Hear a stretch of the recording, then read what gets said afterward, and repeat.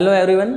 इस लेक्चर में हम डिस्कस करेंगे transverse nature of electromagnetic wave. We know that in case of electromagnetic wave electric field and magnetic field are perpendicular to each other as well as perpendicular to direction of propagation of wave, right. और इस property का नाम क्या है? Transverse wave. याद कीजिए, हमने last class में पढ़ा होता what are transverse wave. If the particle of the medium vibrate in a direction perpendicular to direction of propagation of wave, जैसे हमने यूँ पढ़ा था ट्रांसवर्स नेचर के बारे में।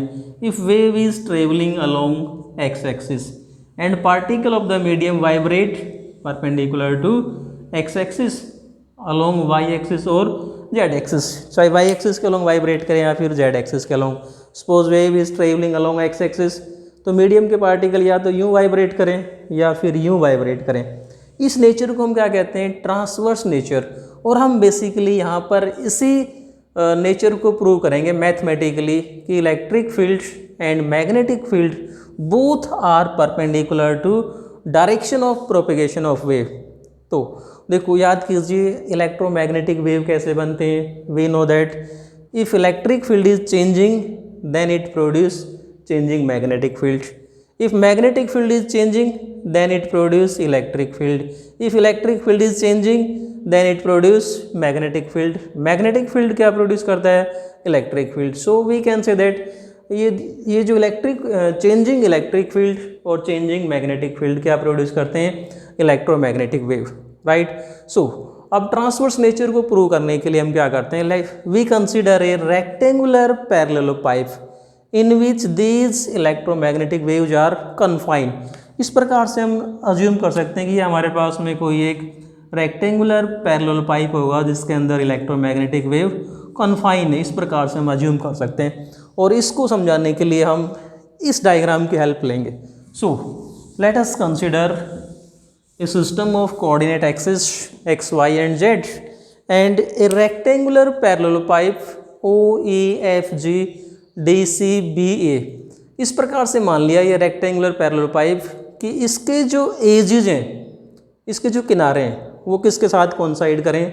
With 3 axis, x axis, y axis and z axis, right. यहाँ हमने ये अज्यूम कर लिया। सो हम if it is asked in exam और एनी क्वेश्चन तो हम राइट कैसे करेंगे? We will start from here. Let us consider a plane electromagnetic wave traveling along x-axis and a rectangular parallelopipe OEFG DCBA। इस rectangular parallelopipe का हमने नाम रख दिया, right, such that ABCD is a portion of wave front। ABCD ये जो rectangular parallelopipe है इसका हमने जो एक सरफेस है ABCD, we can assume that this ABCD is a portion of wave front। What is wave front? पहले हम इसको डिस्कस करेंगे फिर आगे चलेंगे। What is wave front?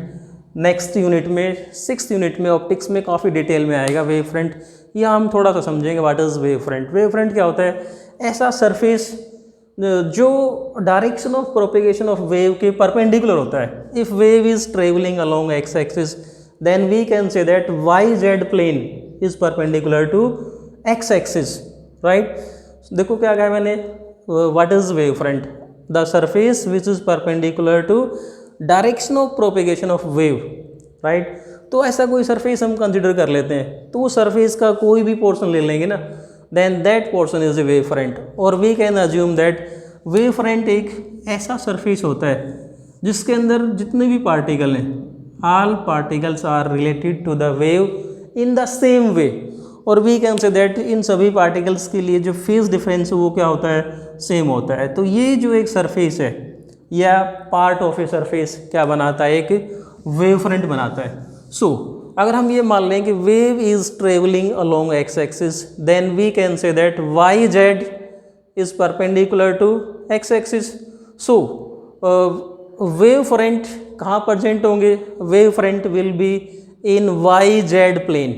If wave is travelling along x axis then wave front will be present in y z plane. देखो इस प्रकार से एक वेव फ्रंट होगा, अगला वेव फ्रंट यहाँ पर, वेव फ्रंट यहाँ पर, वेव यूँ ट्रेवल कर रही है, सरफेस ये हो गया perpendicular to direction of propagation of wave. So हमने क्या माना कि let A B C D is a portion of wave front.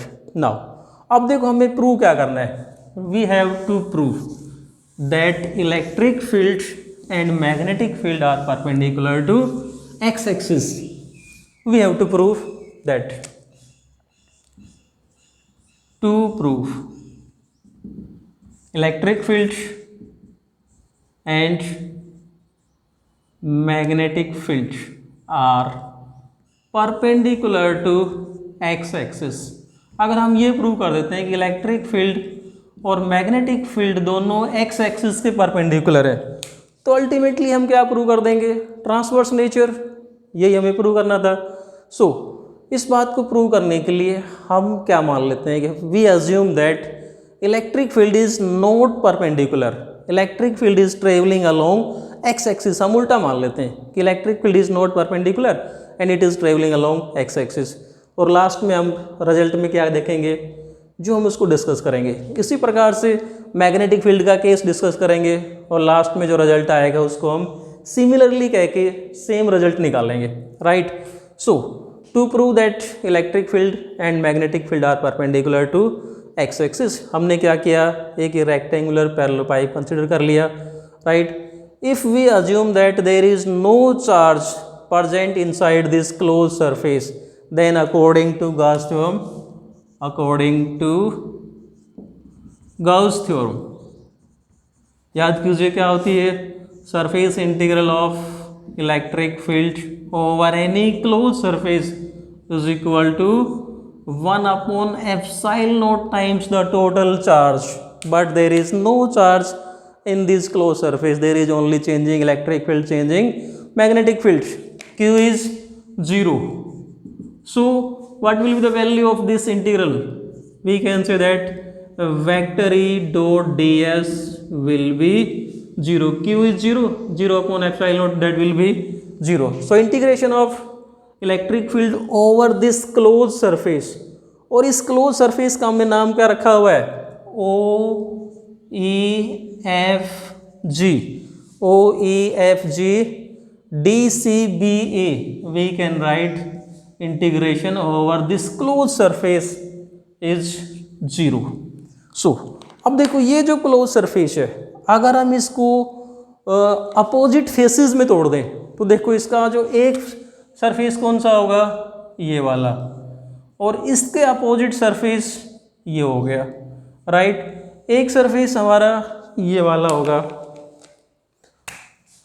एक सरफेस ये होगा, इसके अपोजिट सरफेस ये हो गया, और दो सरफेस कौन से रह गए, एक इधर रह गया और इसके बैक में रह गया, वाई एक्सिस जेड एक्सिस के अलोंग वाला एक ये सरफेस, एक इधर वाला सरफेस। सो अगर हम इस टोटल जो हमारा integration over this close surface है, इसको पेयर्स में तोड़ लेते हैं, अपोजिट फेसेस को एक साथ ले लेते हैं, तो देखो हम इसको डिस्कस करेंगे। इस इंटीग्रेशन को हम इस प्रकार से लिख सकते हैं,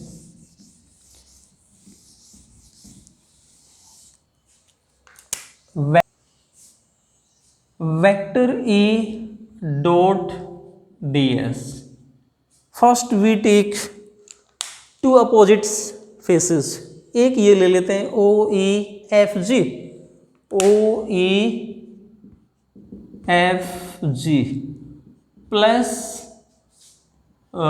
वेक्टर E डॉट ds का integration over the surface DCBA,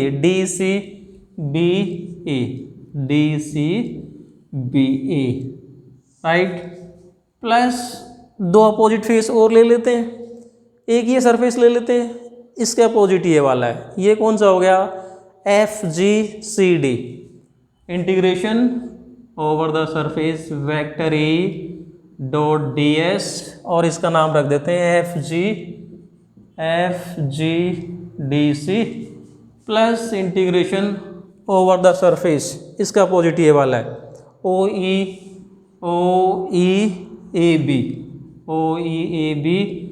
vector E dot ds, plus दो सरफेस कौन से रह गए हमारे, एक तो ये रह गया इधर वाला जो हमें प्लेन दिख रहा है, एक इसके अपोजिट वाला, ये कौन सा होगा, E A D F integration over the surface E A D F का integration plus integration over the surface इसके opposite O B C G, O B C G का integration over the surface is equal to, we know that total surface integral is 0, so it is equal to 0। ये जो हमारे पास में जो integration था close surface पे, इसको हमने 6 सरफेस में ओपन कर दिया, राइट, और टोटल इंटीग्रेशन कितना होना है, 0 होना है। नाउ वी नो दैट, हमने क्या अज्यूम किया है कि electric field is changing along x axis, इसका मतलब there will be no component of electric field along y-axis and z-axis।